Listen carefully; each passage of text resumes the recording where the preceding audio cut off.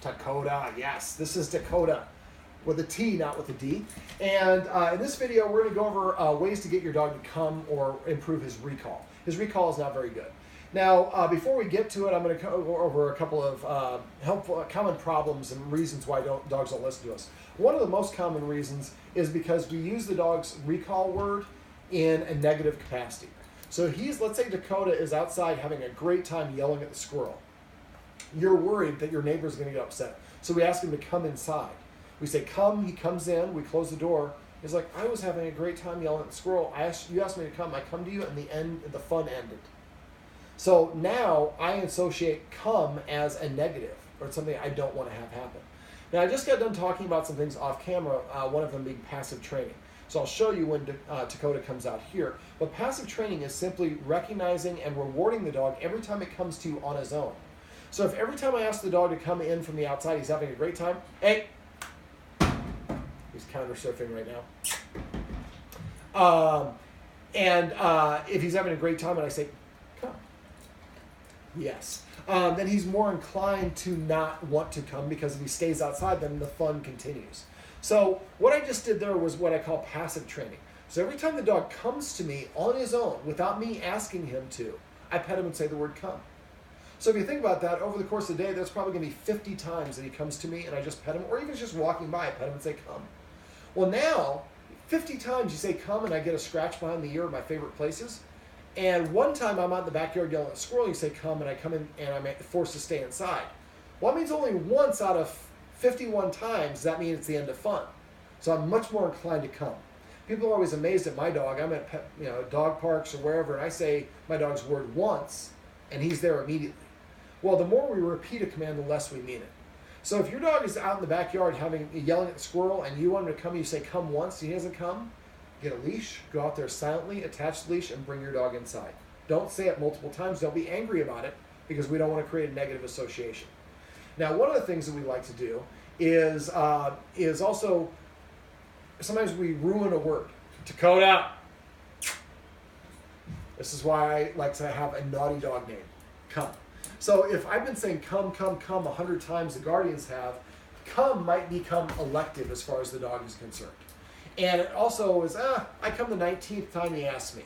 So what we might want to do is switch to the word here instead of come. Now we do this because we leave all the baggage from come away. And also, a lot of us have a tendency to use multiple versions of the command word. For a dog, they hear pronunciation and even inflection. So baby talk sound of saying a word is different than normal human talk. Like sit and sit. To a dog, those are different, completely different. So now if you think about it, how do we say come? Come here, over here. Dog's name, whistle, tap my thigh, clicking sound, and a nickname. Now the dog has to listen for 7, 8, 9 words for come, as opposed to just come. So the way I do it is, before I call the dog to come, is I'm going to have the new word. Now, because he has an old word and we're going to incorporate a new word, we would say the old word first. Now, I'm only going to say it once. If I say it once and he doesn't come to me, then I'm going to move my hand in a way to get him to look. And he's behind the wall. You won't be able to see him from here. But before I do it, I'm holding my hand up with my palm facing the ceiling with one treat in my hand. Takota, come. Now, he didn't, so now I'm going to make a sound to make him be more interested in looking at me.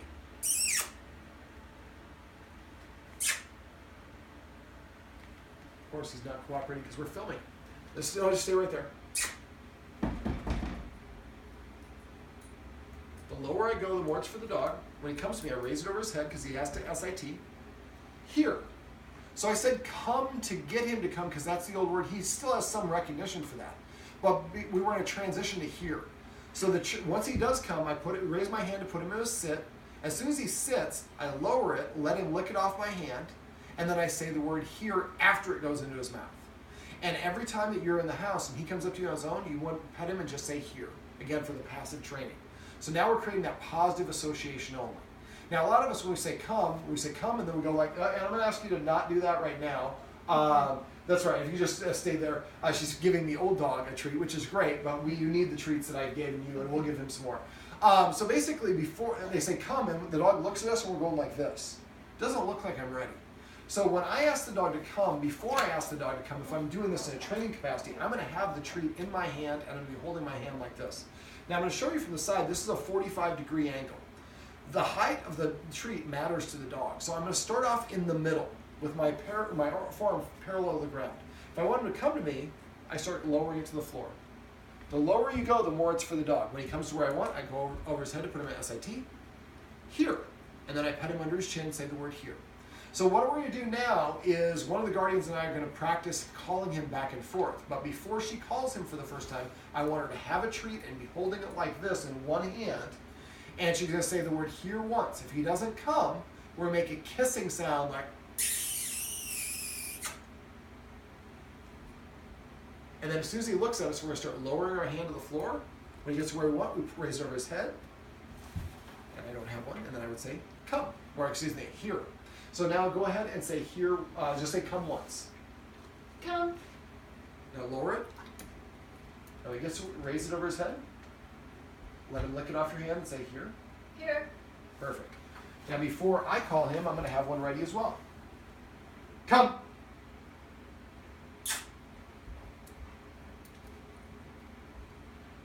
Here. Now the raising over his head, I'm only doing that now to put him in a sit. After you practice enough, he should come and do that on his own. Now I have a treat in my hand. He knows I have the treat in my hand. Well, I'm making sure he does. I'm crossing my arms. And he's like, but you have the treat. Go ahead and hold your hand up with another one. And hold it parallel to the ground. There you go, right there. And so go ahead and say it loudly. Come. Come. Here. Give him the treat first, then say here. Okay. Now the other thing is she said here or come twice. So we say come once, come.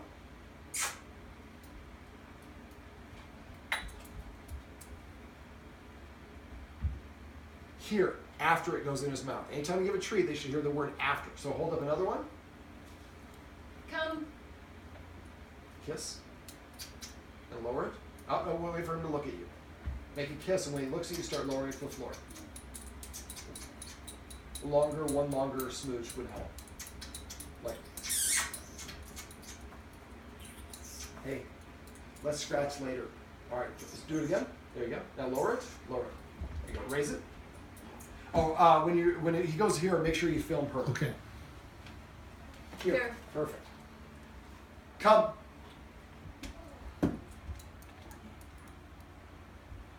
Here. Do you have everyone ready? Come. Come. Now lower it.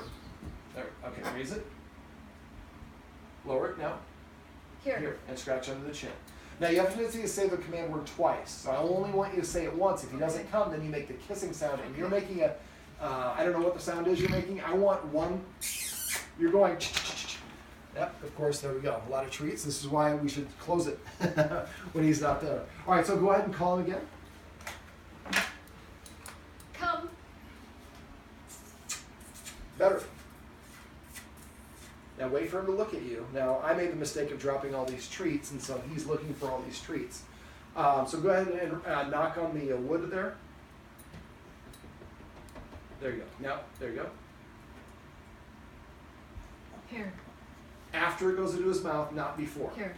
Now, one other thing, if you want to come back to me, she started off up here, and we came, the treat just stayed here. You want to keep this part parallel with the floor. So you want to have that 90-degree bend in your elbow, not up here, or because we're going to be able to go up or down. So go up. That's why I closed it this time, buddy. Do you have any more?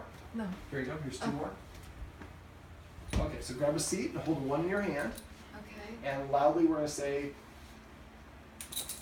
come. Now kiss.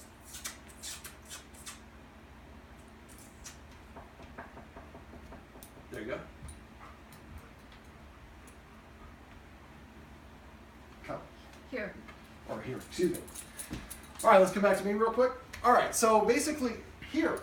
So right there, this is passive training. He came to me on his own. Now when you're doing this and it's only two people, after a while the dog will start going back and forth. So whenever possible, it's best to have three people. But if it's just the two of you, after you do it to the point where he starts going to the other person automatically, then the other person just should lean back. And just because I have treats doesn't mean I'm always going to give them to you. Wait for the dog to kind of lose interest, then say come. Or, if you go in the kitchen and have one over there, then say come, or here, excuse me, is the new word. Sorry, I'm getting confused. But anytime we're going to, for the first couple days, we would say come and then here. But after a couple days, then we would just go just to here. And then if he doesn't look, then we make that. As soon as he looks, we go lower. And once he gets where we want, we raise it up. Here. I fooled you that time. Now, if he comes to me and he doesn't, and I don't want to give him the treat, somebody else is calling him, I'm going to just cross my arms like this, and I'm going to look up into the side and remain completely still and uninteresting for the dog. Then the other person would make the kissing sound, and as soon as he looks, start lowering your hand and go literally all the way to the ground if you have to. You see, every time I go down, he's interested in coming to it. Now, I only raise it over their head to put him into a sit. After a while, he's just going to come and sit automatically on his own. But when I practice this, I like to have everybody have about 7 to 10 treats and a triangle. So maybe somebody's sitting where Moose is. You don't have to pan to him, but there, and somebody's sitting here. And then eventually we want to have one person go to maybe the kitchen table. Then one person going into the bedroom. So we're going to gradually make it a little bit longer until he comes anywhere he hears us in the house and he hears the word here, he comes running. Once we get to that point, the next step is to practice it outside. Now you have a little deck, right?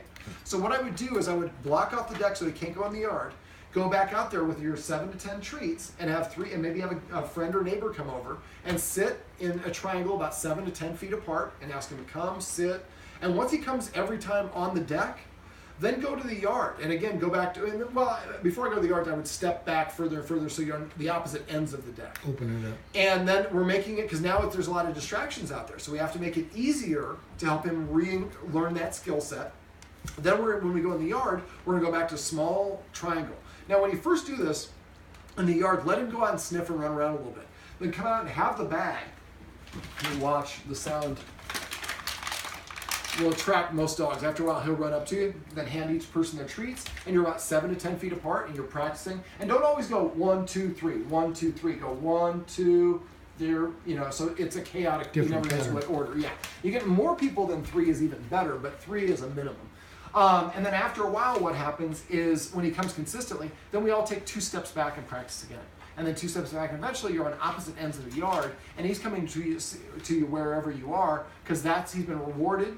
He's getting positive training, positive dog training, but he's getting a positive reinforcer every time he does that, and he's more inclined to do it. And this word here, or that would be a sit actually. This word doesn't have the baggage that come has, because we've said come hundreds of times where we didn't follow through, and if you didn't come, nothing bad happened, right? Oh, what a good boy. Well, these are some tips and tricks that you can do if your dog doesn't recall consistently.